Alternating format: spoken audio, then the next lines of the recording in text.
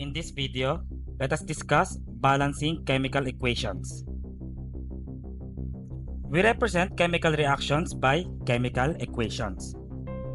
For example, when the gas hydrogen H2 burns, for example, it reacts with oxygen O2 in the air to form water, which is H2O. We write this chemical equation as shown.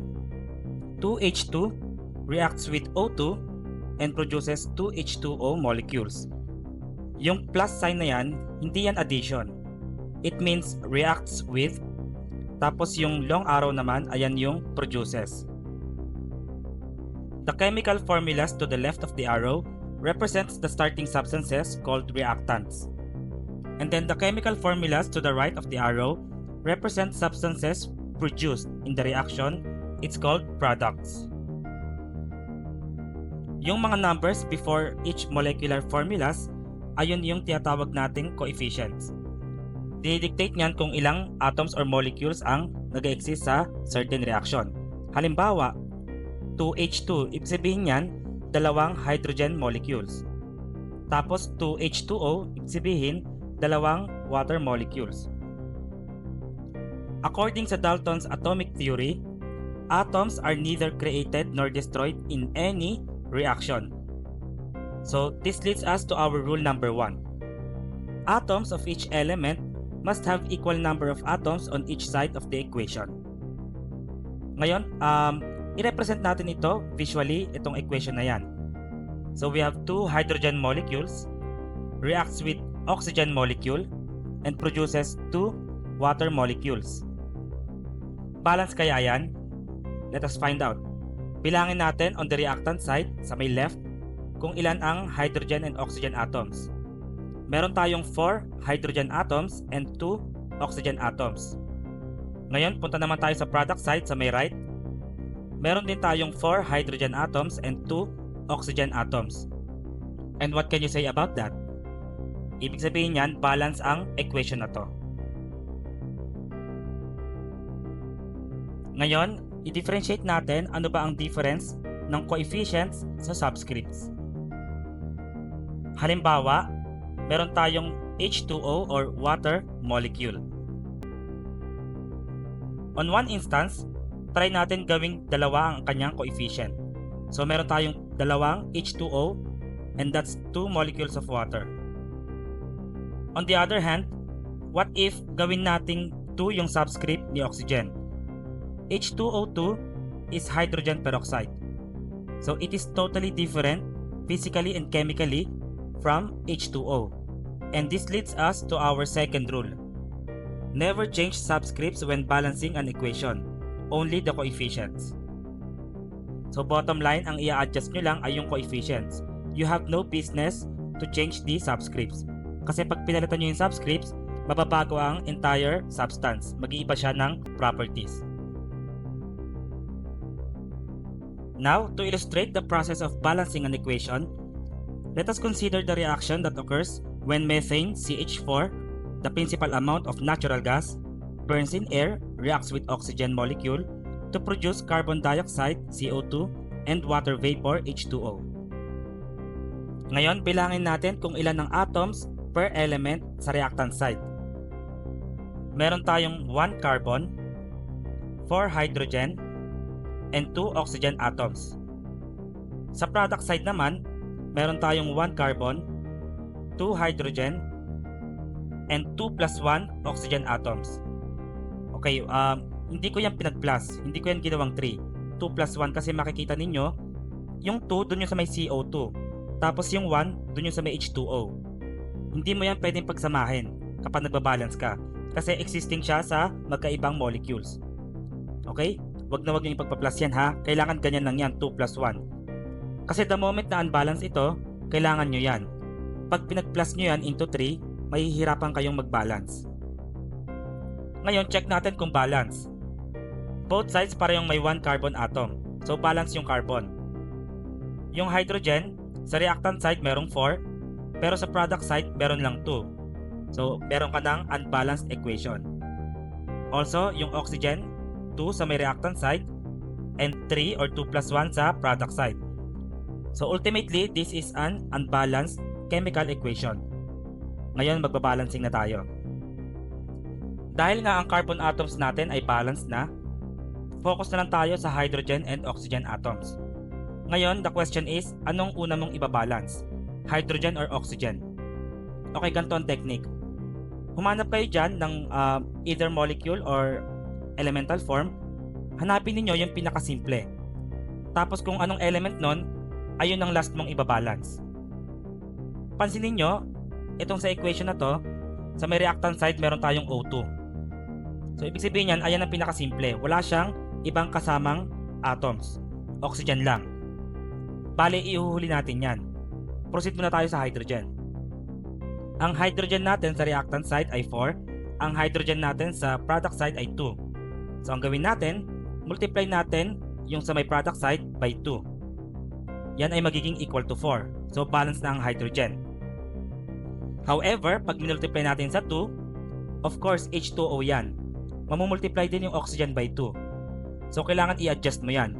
Yung oxygen, magmumultiply ka din by 2. Ayan ang dahilan kung bakit hindi natin pinag-plus yung 2 and 1. Kasi nagmamaneuver tayo sa calculation. Okay? Ngayon, yung oxygen sa may product side, that's 2 plus 1 times 2, that is equal to 4. Ngayon, i-balance mo na rin siya sa may reactant side. Meron kang 2 oxygen times mo rin sa 2. At yan ang magiging multiplier ng O2 molecule. And just like that, balance na ang ating chemical equation. Next chemical equation. Na reacts with H2O and produces sodium hydroxide, NaOH, and H2 molecule. So, bilangin natin yung mga number ng atoms per element. Sa may reactant side muna tayo. Meron tayong isang sodium atom, 2 hydrogen atoms, and 1 oxygen atom.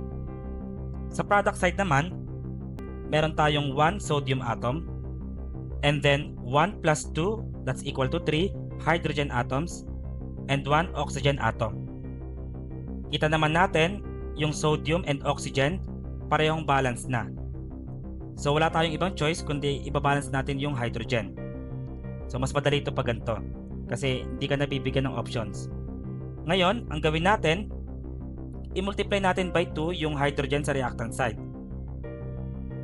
So pag minultiply natin sa 2, magiging 4 ang hydrogen sa reactant.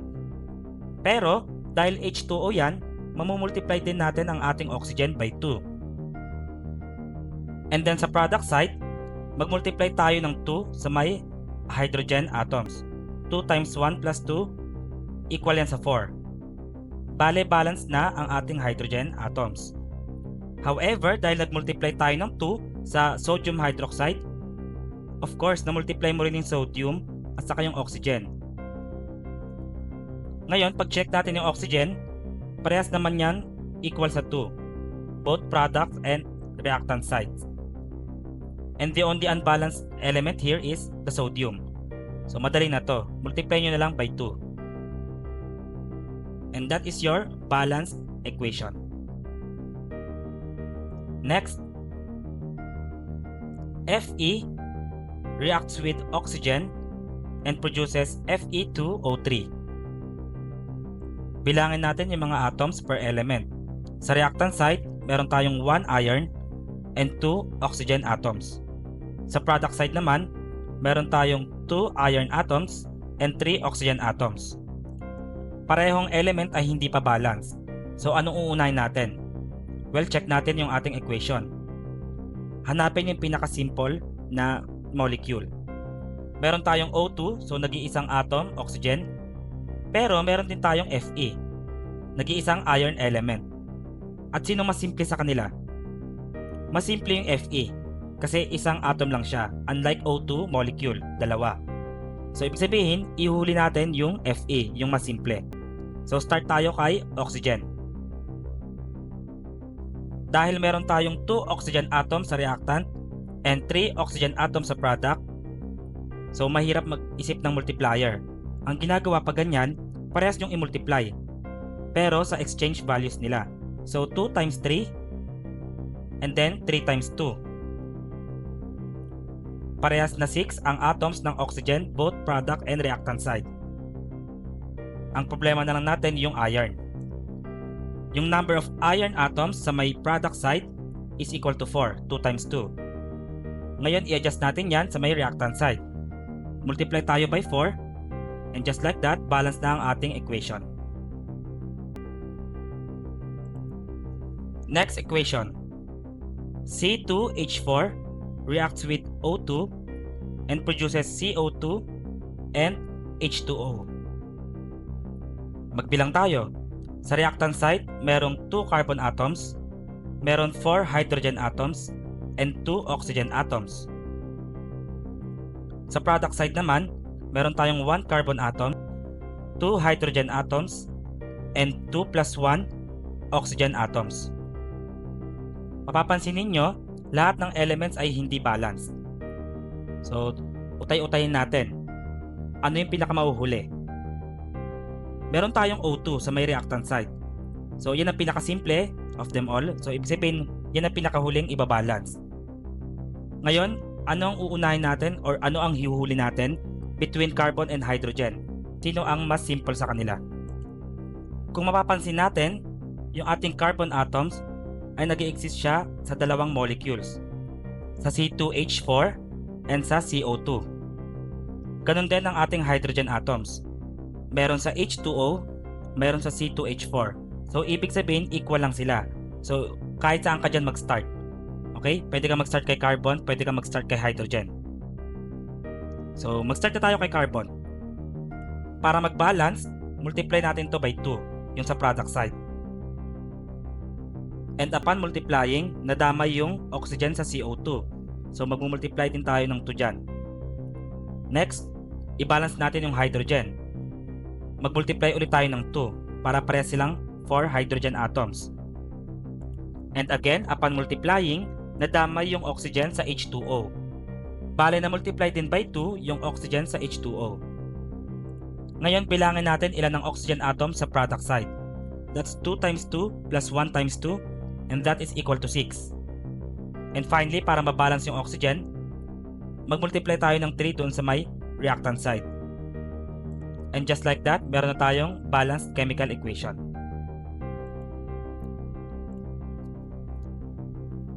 Okay, last. Meron tayong equation na Al, aluminum, reacts with hydrochloric acid, produces AlCl3 plus H2. You know the routine? Bilangin natin yung number of atoms per element. Start tayo sa reactant side. Meron tayong 1 aluminum atom, 1 hydrogen atom, and 1 chlorine atom. Sa product side naman, merong 1 aluminum atom, 2 hydrogen atoms, and 3 chlorine atoms. Wala na tayong pake kay aluminum dito kasi balance naman. Ngayon, between hydrogen and chlorine, sinong uunahin? Actually, kahit ano naman pwedeng unahin. Okay? So, wala namang tama mali doon. Pero mas mapapadali kasi yung calculation mo usually kapag hinuhuli mo yung mas simple. Okay? Dito, meron tayong H2 sa my product side. So, mas simple ang hydrogen. So, ihuhuli natin yan. Start tayo kay chlorine. I-multiply natin yung chlorine atoms by 3 sa reactant side para balance na ang chlorine atoms sa 3. And of course, the consequence, mamumultiply din yung hydrogen sa hydrochloric acid. In turn, meron na ring 3 hydrogen atoms sa reactant side. Ngayon, sa product side, meron tayong 2 hydrogen atoms. So, paano magiging 3 yung 2? Ano ang dapat natin ipang-multiply? Okay, tip lang, pwede kayong mag-multiply ng fractions. Okay, pwede ang fractions sa calculations. Okay? So, pwede natin i-multiply itong 2 by 3 over 2. Kasi, that's equal to 3. And balance na ang hydrogen atoms. Pero sabi ko nga hanggang calculations lang to pwede. Kasi hindi pa tayo tapos. Oo, balance na yan. Hindi kasi pwedeng meron kang coefficient na fraction. Okay? Hindi naman nag-exist yung atoms or molecules as fractions. So anong dapat gawin? So if you multiply the entire equation by 2, makakancel out na yung denominator na 2 sa 3 over 2. And we're going to have 2 aluminum plus 6 HCl produces 2 AlCl3 plus 3 H2. And that is your balanced equation.